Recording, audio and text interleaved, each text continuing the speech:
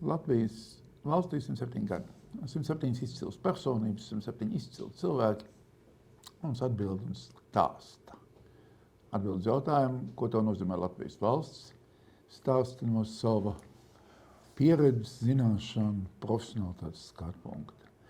Un šoreiz par to stāstīs TV24 ģenerālmenedžers Klaus Kalniņš. Klau, ko tev nozīmē Latvija? Čau, Pēter. Zin kā, es noskatījos tavus raidījumus lielāko daļu. Es tā pastījos, ka lielākā daļa tev vienmēr saka mājas, ģimene un tā tālāk. Līdz ar to es domāju, šodien neatkārtošos.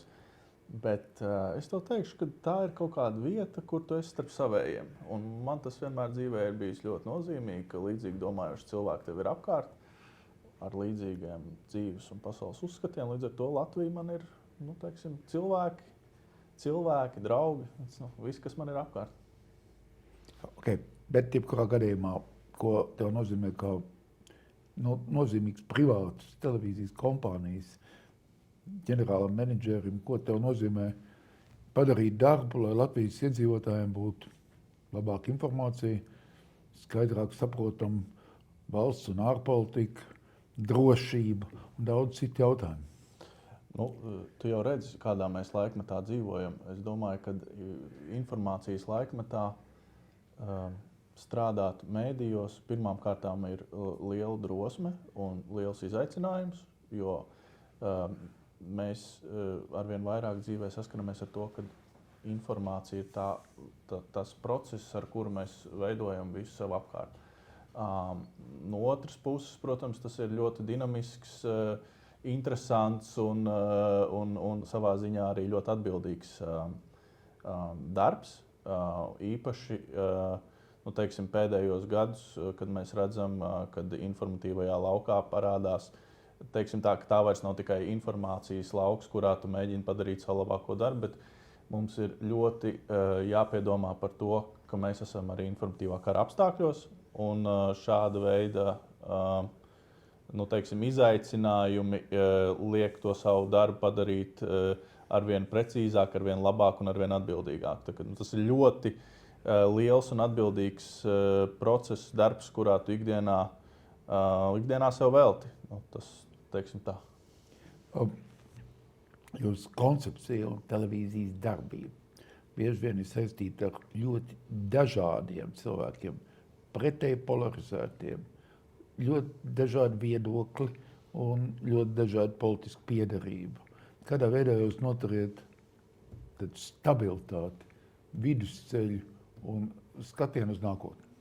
Man ļoti patika, bija viens salīdzinājums ielikts vienā ziņu portālā. Man liekas, ka tas pat nebija latviešu portālā, bet tas bija ārzemju portālā, kur senajos laikos kā svēra medījumu, respektīvi nebija svari un kā vidēji nosvēra, cik aptuveni medījums ir smags. Un ļoti interesants bija salīdzinājums, ka tu saicini vienā telpā dažādus cilvēkus, un katrs cilvēks, paskatoties uz medījumu, aptuveni pasaka, cik viņam liekas, cik tas ir smags. Un ļoti interesanti izrādījās pēc visām formulām, kad izrēķinot vidējo, bija ļoti tuvs mērījums patiesībai. Un man liekas, ka skatoties uz tādu informatīvo lauku, ko mēs darām ar dažādiem viedokļiem, dažādām personībām, pretpolarizācijām, tādām ļoti interesanti sanāk tas, ka šī ir vieta, kur tu vari izvilkt vidējo aritmētisko domu. Jo katram cilvēkam ir kaut kāds savs viedoklis, katrs ir ar savu dzīves uzskatu, un ir ļoti daudz mediju Latvijā, kas mēģina pasniegt patiesību. Bet mēs vairs nedzīvojam laikmetā, kurā mums ir viens mēdījis, kurš var pateikt savu patiesību, jo savu vēstījumu. Mēs dzīvojam ļoti dažādā laikmetā, mums ir šitādi visādi gadžeti, kas tev katru dienu nāk virsū, un ir jābūt vietai, kurā tu vari izvilkt vidēju aritmētisko skatījumu. Man liekas, ka mums ar TV24 tas ir izdevies. Tu esi arī dažādās žurnālistu un mediju asociācijās saistīts ar šīm dažādām mediju sistēmām, kur ir ļoti liels pretruns. Iespējams, ka tieši medijos tās pretrunas starp viedokļiem vislielākās. Jā. Kā tev izdodas šajā jomā noturēties pa vidu?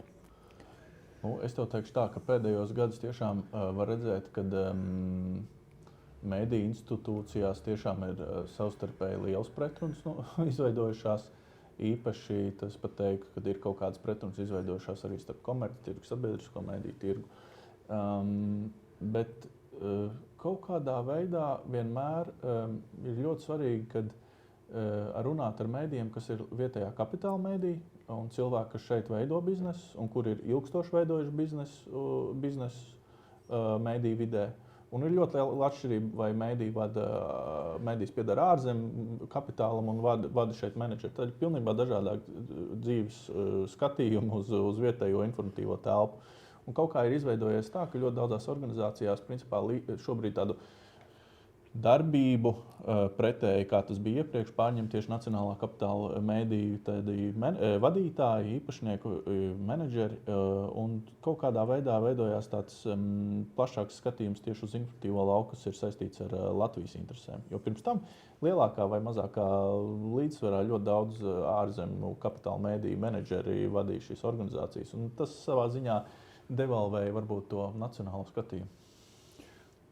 Lielā mērā tieši TV24 ir tā nacionāla patriotiskā mediju kompānija, kas visvairāk visādos veidos atbalsta Ukrainas cīņu.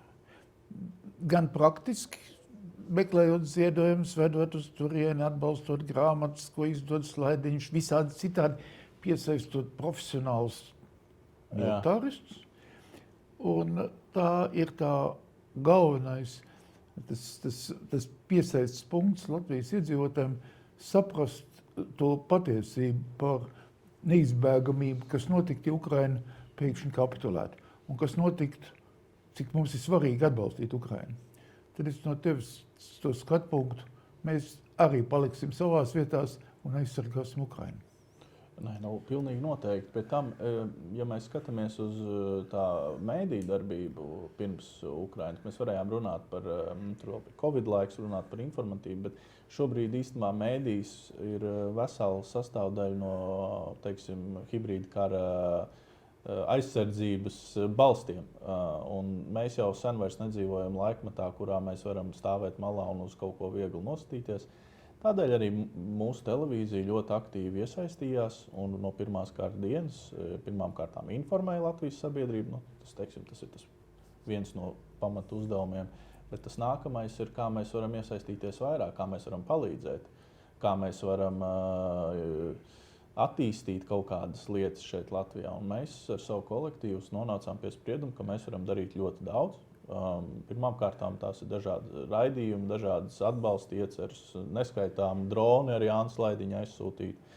Un tur jāsaka liels paldies arī pašai sabiedrībai, kura aktīvi sako līdzi un iesaistās. Un tas nākamais droši vien ir, kā mēs varam to informatīvā kara lauku vēl spēcināt. Šobrīd, protams, kad Ukraina ar savu pieredzi ir, teiksim, soli priekšā jebkuram Eiropas mēdījam, kā strādāt X stundā, bet ir arī ne X stunda un informatīvā kara apstākļi, kuros es domāju, ka mēs ļoti strauji mācāmies, ļoti strauji attīstāmies, ļoti strauji arī veidojam kaut kādus interesantus produktus, noderīgus produktus, lai stātos pretī tiem izaicinājumiem, kas nāk. Nobeigums. Iztaust man savu vēlējumu Latvijai kā zemei, kā tautai un kā valstī nākošos 107 gados. Es domāju, ka ar Latviju un latviešiem viss ir kārtībā. Mums vienīgais dažreiz trūkst pašiem pašapziņa, drosme un, teiksim, varbūt arī kaut kur nekaunība pastāvēt par sevi. Visā citā skatījumā jaunā paudzē, kas nāk arī iepriekšējām paudzēm, mēs esam tik daudz lietām gājuši cauri. Mums vienkārši jābūt pašiem apzinātīgākiem par to, ko mēs varam izdarīt, ko mēs esam izdarījuši un ko mēs vēl izdarīsim. Un ja mums būs pašapziņa, ticiet man, šeit vēl ļoti daudz lielas lietas notiks. Paldies tev par stāstiem.